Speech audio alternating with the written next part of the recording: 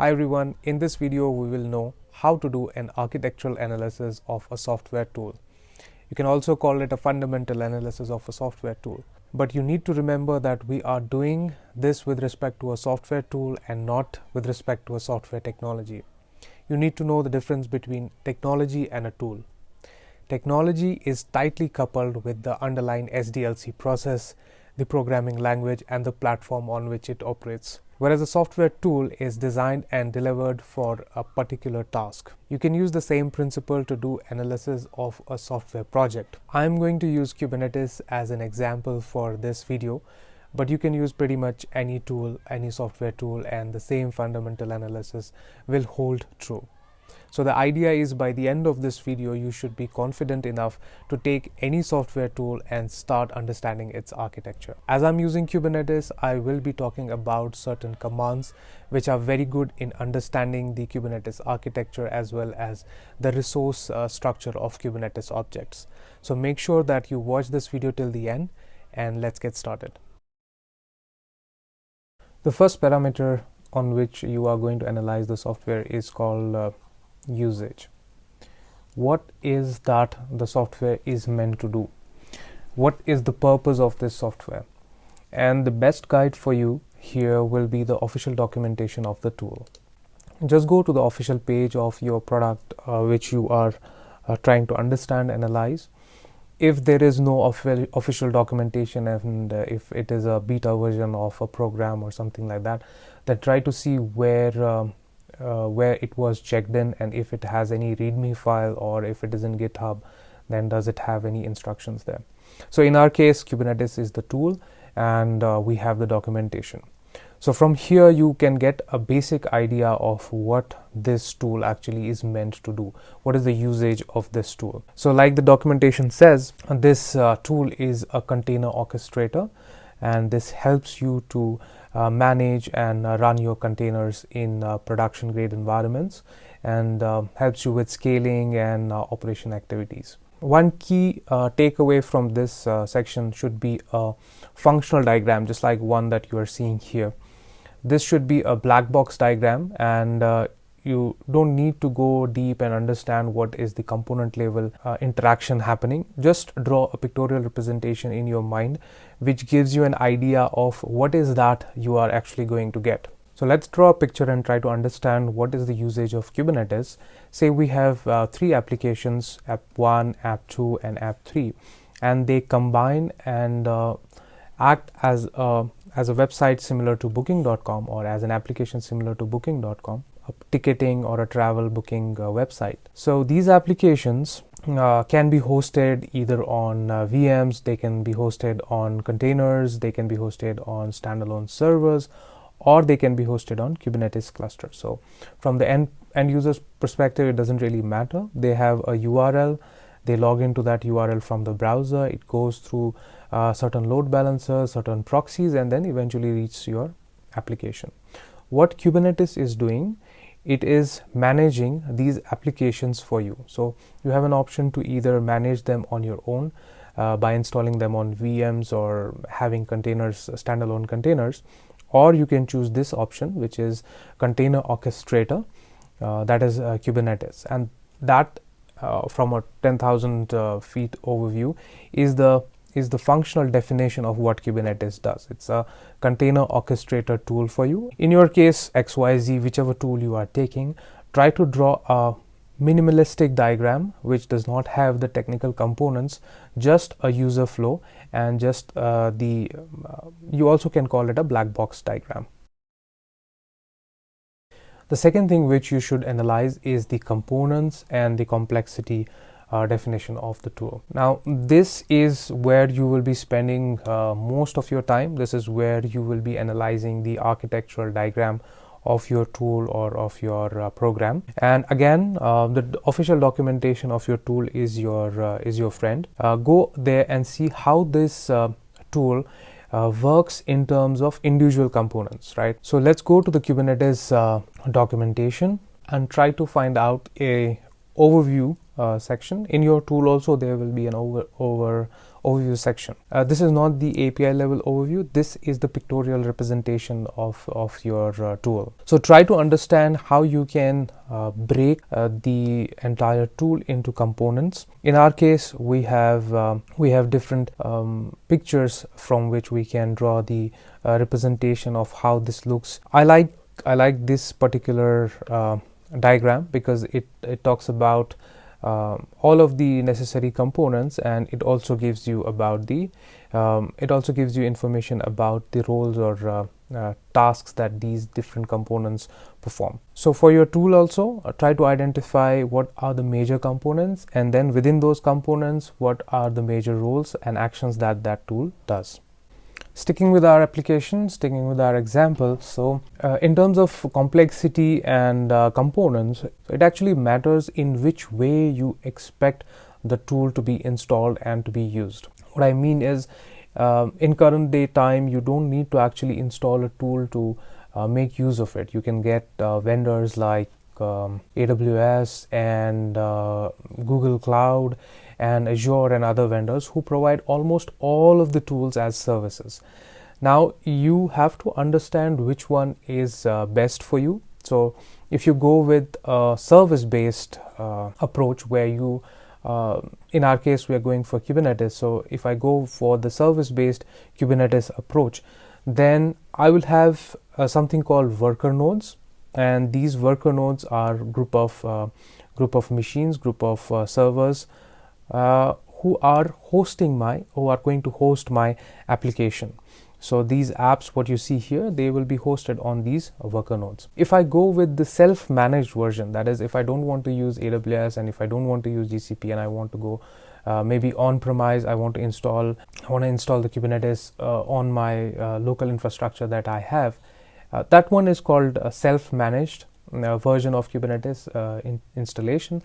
Then you will have two different components. One are the components that are termed as master components or master nodes, which are these guys here, and then others are worker nodes, which are similar to what you saw in the services.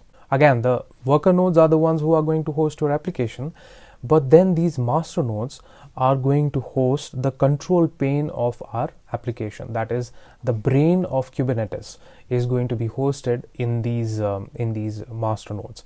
In terms of services, this layer is totally abstracted and hidden from you. So if you are an operator, or if you are somebody who does not really bother about how that tool is working behind the scene, then this might be the right approach for you, where you do not want to see what is happening in terms of the control plane or the control feed of your particular tool.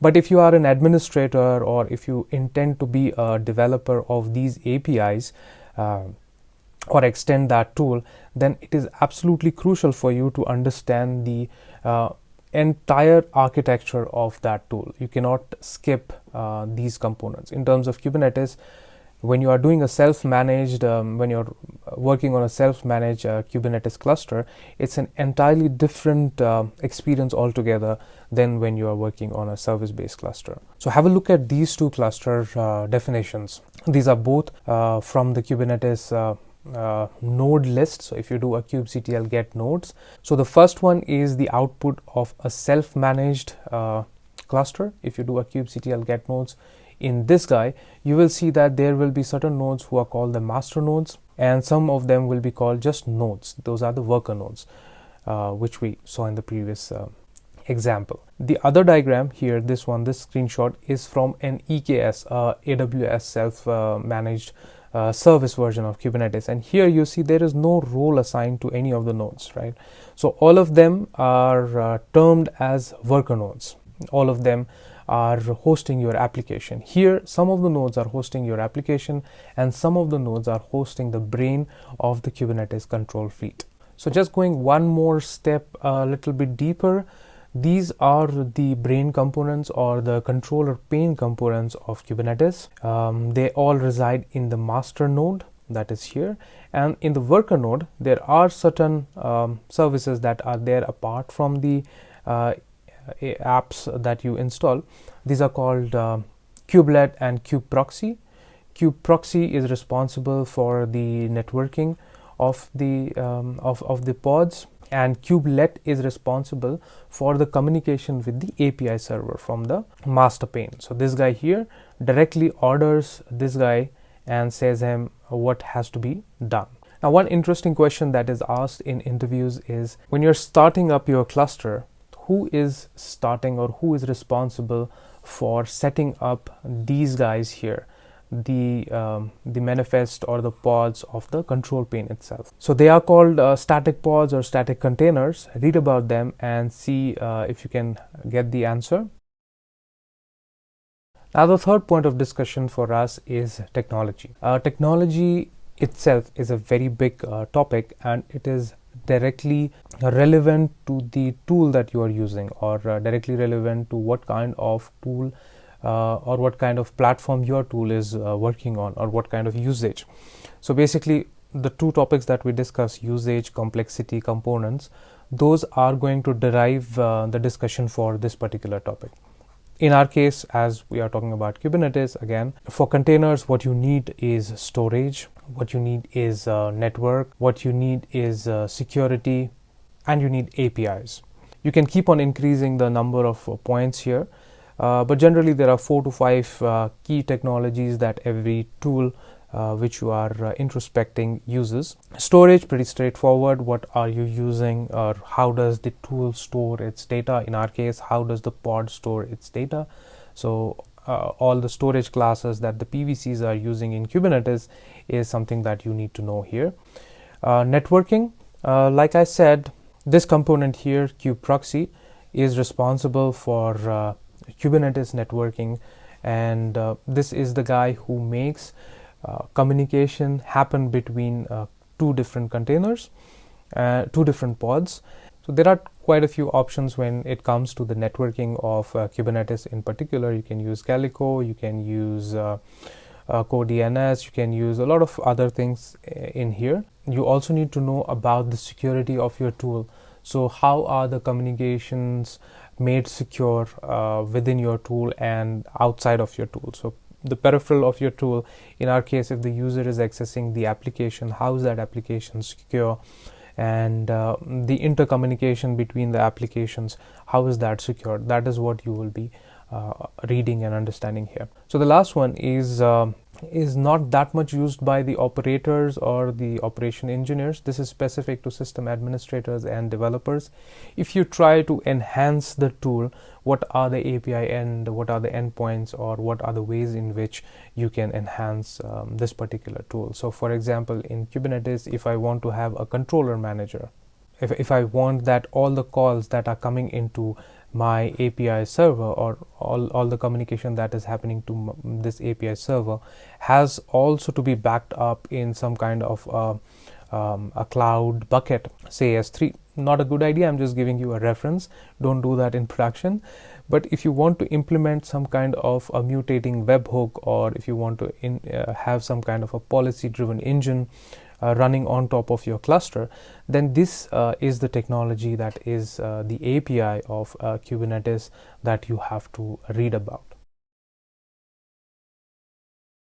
Fourth topic for us will be interface. So we are going to also evaluate the tool on the basis of the different kind of interfaces that the tool provides us for interaction. It can be a UI based interface, it can be a CLI based interface, it can be like we said, API based interface. So you need to know what are the different interfaces that you can use, and who are the target audience for these interfaces. If there is an operator, maybe he's only allowed to use the UI version of it, or maybe the CLI version of it. If it is an administrator, they can use maybe the CLI, API and UI. If it is a developer, maybe only API. This is again one topic that you need to know while you are doing the analysis of the tool, and list down what are the possible interfaces for your tool and which one requires what kind of authentication and authorization. So it's highly unlikely that you will have any tool without the plugins for existing authorizer or existing connector with your LDAP or whatever your organization is using. So you would highly want that authorization to be implemented with this tool. So try to see in all of these interfaces what are the mechanism, or what is the way in which the authorization and maybe tokenization is happening. And the fifth topic for us would be we have to analyze the life cycle and operation of the tool. Again, this is heavily dependent on what kind of flavor of the tool you are trying to use. If you want to use a service-based usage, then the life cycle and operations would be totally different. If you want to go with self-managed and you are going to do the installation, then it's going to be completely different. So here in this, coming back to this example, if this was a service-based tool, or if we decided to go with AWS and GCP, then this entire section here would have been managed by them. This was not at all something that we would have thought about upgrading, updating, or versioning, or backing it up. That entire thing, the vendor will do it for you, because this is the service that they are providing for you. So the life cycle and operation is heavily dependent on the approach that you choose in the second point, that is on the components and the control plane side. If you are going to manage the cluster by yourself in this case, then this entire thing is in your pane. You are responsible for managing all of this. So you are responsible for updating these individual components. You are responsible for the security of these components, the way that they communicate with one another. Do you want this communication to happen on a plain HTTP or HTTPS, or do you want the TLS to be implemented at every layer? Who is going to be the license provider for the cluster, OpenSSL, something else? Entire thing will be your responsibility. If you are in an architect role, or if you intend to be in the architect role for that particular tool, this is what you will have to know. So in terms of Kubernetes, this is how a Docker desktop version of the installation looks like. There is only one master, and the same master is also acting as a worker node.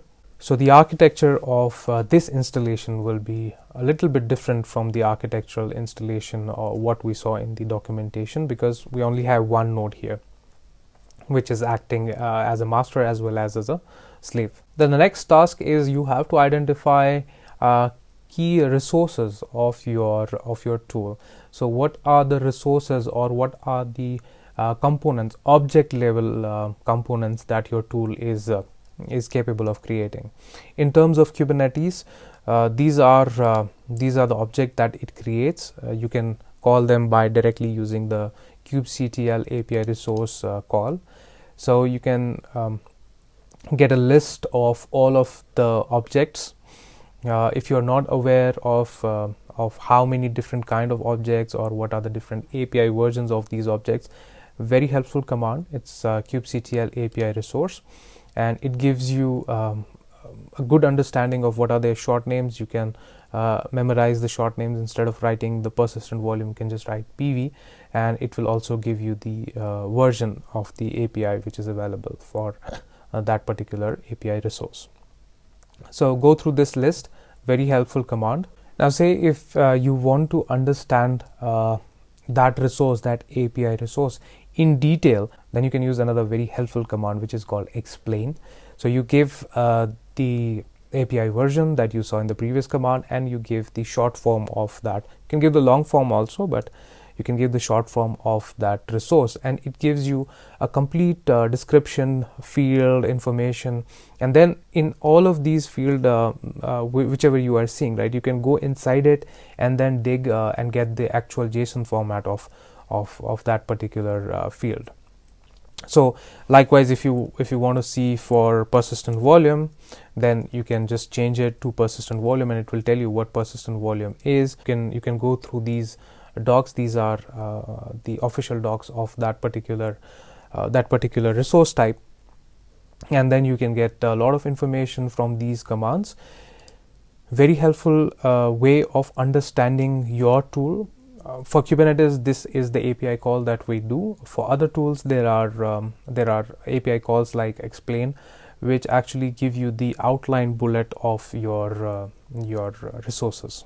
Now, if you want to go even deeper, one more step inside of your Kubernetes cluster and try to understand the JSON object, then or in YAML format also you can get it. Then this is the command that you should run. Now what you get is the complete output in terms of key value pairs from the API server itself. So every resource type has this API, and this API is running in a recursive mode. That means it is going through all the subfields and telling you what are the possible options. In our case, we did it for pod. You can do it for PV, you can do it for daemon sets. And this is asked in interview questions, where interviewer asks you if you do not know what is the explicit way of generating a template, then how can you get the information provided there is no internet at your computer. So this is how you get it. You call, or you make the call to the API server itself, and you get the template in terms of its fields and its subsections. So if I keep on going, then it will give me all of the key value pairs, all of the. So basically, you don't need to go to any documentation. If you just understand this, it will give you all of the fields, like we are seeing the pod affinity, node affinity, anti-affinity. So you can take smaller sections like this from your tool and from the API results that you're getting back from the server of your tool, and you can understand and spend a little bit amount of time to analyze that resource properly. So in a nutshell, these are 5 key topics, or these are 5 bullet points on which we do a fundamental analysis of any software tool. And we try to draw the architectural overview here. We try to understand the usage here. Technology, again, like we discussed, this depends heavily upon the output of the first 2 points. Interface, again, whether you can use it by UI, by a mobile, by API, or what are the different options that you have. And the last point is, for any tool, you need to know how do you manage that tool. Like Kubernetes is managing your application, but there has to be somebody to manage Kubernetes. Maybe Ansible is what you want to analyze. So what is the lifestyle, what is the life cycle and operation for Ansible? OpenShift you are digging, or Docker container, or any tool, Jenkins you are going. So try to spend as much time as you can on these 2 topics. These are the crucial ones, and as and when you start using the tool, you can explore the other options as well. So that's all about today's discussion. I hope you learned something new today, and if you did, then do share this content with your friends, and I'll see you in the next one. Take care.